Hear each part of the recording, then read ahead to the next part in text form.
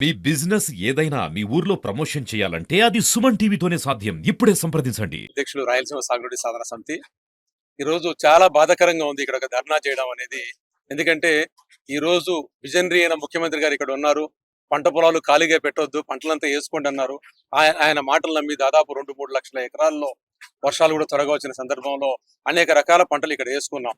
అయితే పంటలు వేసుకున్న నేపథ్యంలోనే ఈ ఋతుపవనాలు దోబూచులాడడం వల్ల ఇక్కడ ఆ పంటలు ఎండిపోయే పరిస్థితి వచ్చింది. అయితే భగవంతుడు కరుణించి పైన పడిన వర్షాలతో అటు తుంగభద్ర డ్యామ్ లోకి నీరు చేరింది, శ్రీశైలంలోకి నీరు చేరింది. కానీ ఈ నీటిని విడుదల చేయడానికి మాత్రం పాలకులకు ఎందుకో మనస్సు ఒప్పని పరిస్థితి ఈ రోజు కనపడుతూ ఉంది.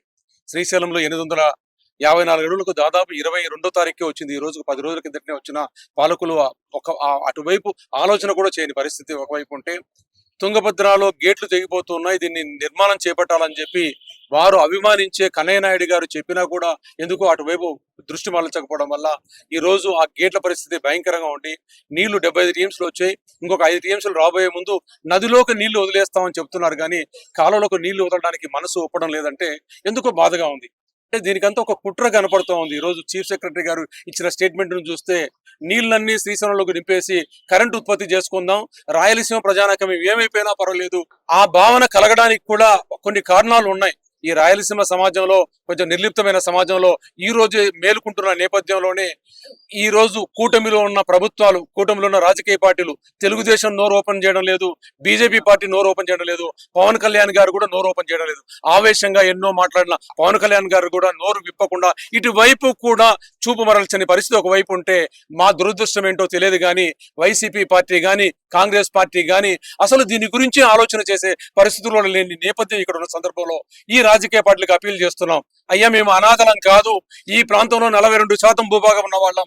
ఈ ప్రాంతానికి మీకు కావలసినంత భూగర్భ జలాలు ఇస్తున్నాం, నీరు ఇస్తున్నాం, అదేవిధంగా అటవీ సంపద ఇస్తున్నాం, టూరిజానికి ఇస్తున్నాం. ఈ ప్రాంత ఆర్థికానికి కూడా మేము వనగొడుతున్నాం, చేస్తున్నాం. మీరు కూడా అధికారంలోకి రావడానికి ఎప్పుడప్పుడు సీట్లు ఇచ్చాం. ఈ రోజు తెలుగుదేశం పార్టీకి అధికారం ఇచ్చాం, గతంలో వైసీపీ పార్టీ కూడా అధికారం ఇచ్చాం. మీకు అధికారం ఇచ్చే సత్తా కూడా మా దగ్గర ఉంది, మా వైపు కూడా చూడండి అని ఒక అప్పీల్ చేస్తూనే ఈ రోజు చీఫ్ సెక్రటరీ గారు ఒక స్టేట్మెంట్ ఇచ్చారు. కరెంటు ఉత్పత్తి కోసం శ్రీశైలం పూర్తిగా వాడుకోండి ఇచ్చిన స్టేట్మెంట్ ను ఈ రోజు చూసైనా సరే రాయలసీమ ప్రజాప్రతినిధులు సిగ్గుతో తల వంచుకోవాలి. ఈ రోజు రాయలసీమలో పంటలు ఎండిపోతూ ఉంటే ఎందుకు పోయి అడగలేకపోతున్నారు? ఇక్కడ మీరు గేట్లు ప్రభుత్వం నుండి అనుమతులు రాగానే గేట్లు ఎత్తడానికి ఫోటోలు ఇవ్వడం కాదు, ముందు పోయి ఈ రోజు చీఫ్ సెక్రటరీ దగ్గర, అదే విధంగా మీరు ముఖ్యమంత్రి గారి దగ్గరికి పోయి నిలబడి మీరు ఇంటింటి ప్రచారాన్ని ఈ రోజు నిలబెట్టేసి రాయలసీమ సమాజం అంతా మమ్మల్ని ప్రశ్నిస్తోంది. ఇంటికి వస్తే మా నీళ్ళు ఎలా, మా తాగడానికి ఎలా, మా భవిష్యత్తు ఎలా అని చెప్పి ప్రశ్నిస్తోంది. దీనికి సమాధానం చెప్పండి అని చెప్పి ముఖ్యమంత్రి గారి దగ్గరికి పోయి డిమాండ్ చేయాలని చెప్పి ప్రజాప్రతినిధులు అంతా కోరుకుంటున్నాం. వర్షాలు ముందస్తుగా వర్షాలు పడ్డాయి.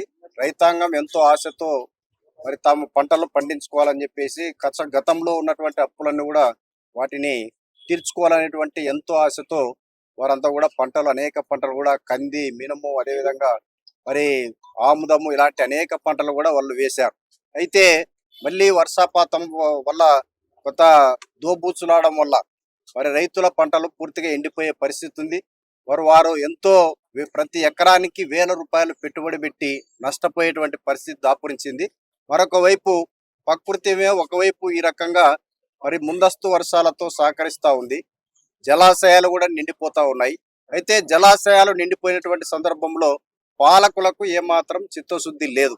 ఇక్కడ ఉన్నటువంటి అధికారులు మరి వారు ఆకాశంలో ఉన్నారా లేకపోతే ఇక్కడ భూమి పైన నివసిస్తున్నారో అర్థం కావడం లేదు. కానీ ప్రభుత్వ యంత్రాంగం కూడా ఏమాత్రము ఉన్నటువంటి నీటి జలాశయాలను బట్టి మరి ముందస్తుగా ఎందుకు నీరు విడుదల చేయకూడదు, రైతుల పంటలు కాపాడకూడదు అని చెప్పేసి మేము సిపిఐ తరఫున మేము డిమాండ్ చేస్తూ ఉన్నాం.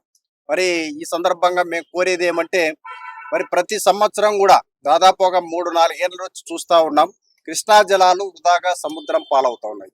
మరి సముద్రం పాలయ్యే బదులు అక్కడ తుంగభద్ర డ్యామ్ ఒక భద్రతా పరిస్థితి, అది గేట్ కొట్టుకుని పోయి గతంలో ఒక టెన్షన్ వాతావరణం ఉన్నటువంటి నేపథ్యంలో కూడిపోయిన నేపథ్యంలో ఎందుకు హెచ్ఎల్సి ద్వారా ఎల్ఎల్సి ద్వారా నిర్దేశించినటువంటి ఆయకట్టుకు ముందుకు నేరుగా ఎందుకు విడుదల చేయకూడదో ప్రభుత్వం సమాధానం చెప్పాల్సిన అవసరం ఉంది. అంతేకాకుండా కృష్ణా జలాల కింద శ్రీశైలం కింద చాలా దురదృష్టం, ఇక్కడ ఉన్నటువంటి అధికారి కరెంటు ఉత్పత్తి చేసుకోండి అని చెప్పి మీరు ఆదేశాలు ఇస్తా ఉన్నారు.